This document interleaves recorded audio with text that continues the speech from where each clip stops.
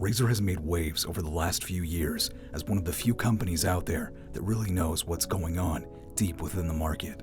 The Viper lineup of mice have brought what I would consider a breath of fresh air into a pretty middling craft of peripherals only up until recently. We've seen smaller companies try what others would consider risky business, though no other company had been able to achieve what Razer had at the time with such scale. From the Viper Mini to the Viper 8K, and now the long-awaited Viper V2 Pro. Today's the day for the heavy hitters out there to meet their competition, but with all the leaks that have happened since, will this ship sink before it gets the chance to set sail? Before we get started, it should be noted that this mouse was sent out for review by Razer, but you should know that all opinions here are my own, and this does not affect my review in any way. My name's Aithey, and this is the Viper V2 Pro from Razer. For reference, my hand size is 18 by 10 centimeters, and the pricing here is $150 US. The packaging presented here is nothing short of premium, while still keeping recyclable materials in mind, and follows very closely to another familiar top mouse on the market known as the G Pro Wireless X Super Light. The packaging here follows the Go Green with Razer theme by having recyclable materials shown throughout. Upon opening the mouse, you're immediately presented with the mouse sitting in a small rounded cutout of plastic. Underneath this, you'll find a white box with additional accessories including a USB-C cable, wireless extender base, USB dongle, and a sheet of 4-piece grips, along with some additional paperwork which in my opinion feels impossible to read sometimes, even under proper lighting. It has something to do with the ink used, but we won't talk about that. The sensor being used here is Razer's Focus Pro 30K optical sensor, or as it's written on the sensor itself, the PAW3950. The performance here based on my gameplay testing was superb.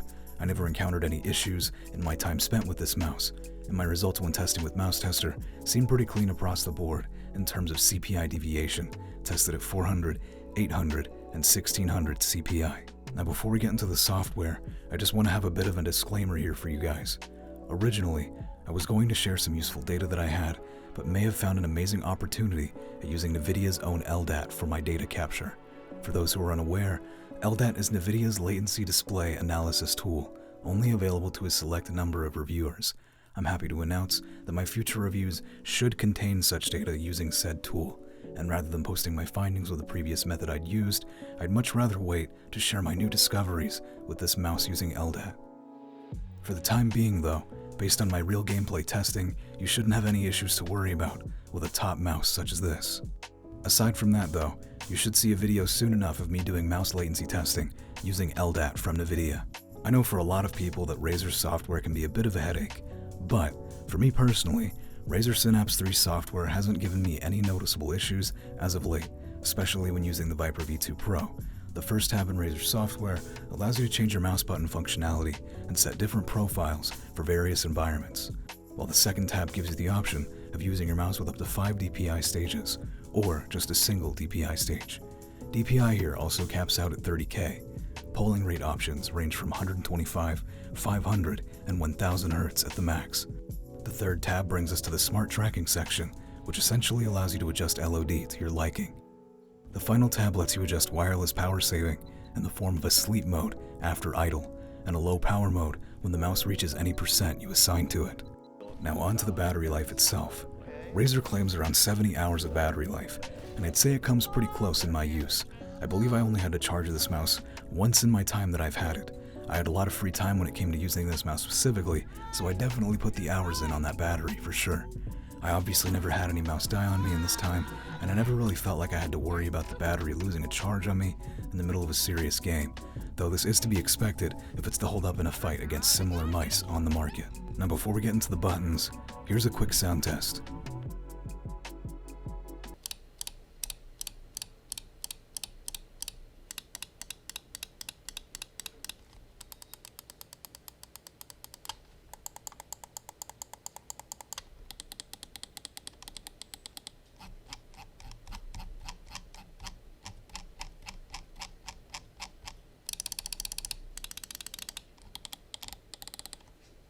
Mouse 1 and Mouse 2 are using Razer's new Gen 3 optical switches rated for 90 million clicks, and they've come quite a long way since Gen 1.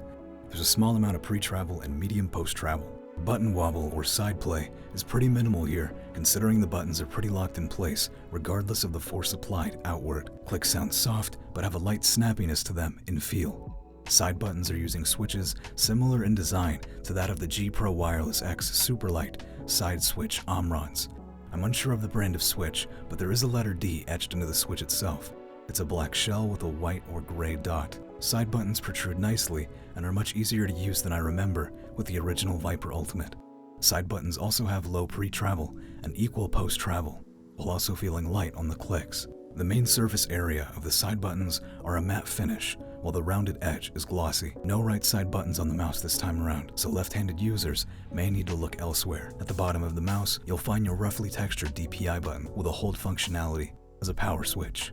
Now in regards to the scroll wheel, the encoder being used here appears to be a Kale encoder with what appears to be a black core. Scroll movement itself feels very defined, similar to what you'd expect from previous Viper mice. The middle click here feels more like a hard knock than a tactile click you'd get from your typical switches found on M1 or M2 on most mice.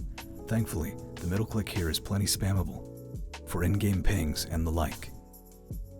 The texture of the scroll rubber hasn't changed here from what I can tell, maybe a bit smoother or soft on the spike texture. The scroll wheel on my unit does have a bit of resonation to it on the up scroll, however, but there's nothing else negative that I can report here aside from that. The shape of the Viper V2 Pro falls under what most people within the community would consider as FK shaped. It does still maintain its own shape, however. The shape here is relatively low at the front with a slight flat hump at the middle that very slowly falls off toward the back. The sides are relatively straight toward the front with a minor dip at the middle that extends and widens at the back. In regards to the coating and feel of the shell itself, you have the white version and the black version. Unfortunately, I'm unsure if each color feels different in terms of grip potential, but I will note my experience with the white shell version. The coating on my white shell unit can feel grippy. I say can mostly because the moment I start to sweat even slightly, the grip potential here becomes a big hit or miss for me personally. The good news here is that Razer does include their own brand of mouse grips with every unit sold, and they're actually quite good, but we'll hear more about that later. Razer has finally abandoned the stock rubberized grips on this new shell, and I couldn't be happier, as I've personally never been a fan of those grips that the original Viper had in the first place. However, Razer's included grips are among some of the best I've seen included with a mouse. I've used grips from some popular brands like Lizard Skins, Marucci, and Hotline V2, just to name a few, but these feel pretty damn close to the Hotline V2 grips, which is some high praise from me. Hard to say just how long they'll last, but I can imagine they'll last much longer than what Logitech currently offers on the G Pro Wireless X Superlight, and how thin those stock grips are in comparison. Now, onto the cable and mouse feed. The cable based on Razer's last community survey really isn't any surprise here. It's a USB-C cable, and while it's definitely a stiff one, I honestly don't see a huge issue here, all things considered. I'm usually one to charge my mouse when it's not in use, and even when in use, I'd at the very least have a mouse bungee available, so there's not much of a downside in my game and work environment. I'm sure this will be a downside to many, but I feel as long as we're ditching micro USB, it's a step in the right direction, while many aftermarket USB-C cable makers can more than make up for this slight annoyance. Thankfully, the cable itself feels pretty premium. I call it similar in feel to that of the G Pro wired braided cable. It's an older mouse, so hopefully you remember it, but with a bit of slack and freedom to the level of stiffness in the cable itself. Speaking of cables, the charging port opening of the mouse appears to be much larger this time around, finally allowing for aftermarket USB cables. You shouldn't have to worry about a narrow proprietary opening like on the previous Viper Ultimate for your charging cables anymore. The mouse feet here are about what you'd expect from previous Razer mice. They're 100% PTFE skates with a milky white appearance, and they're at around 0.65 millimeters thick, and they feel great across both cloth and glass mouse pads in my testing. For reference, my glass testing surface is a clear one, so definitely a stress test of sorts for some sensors. Thankfully, I did not have any issues, and it looks like in some of Razer's own marketing material, they promote that it works great on clear glass.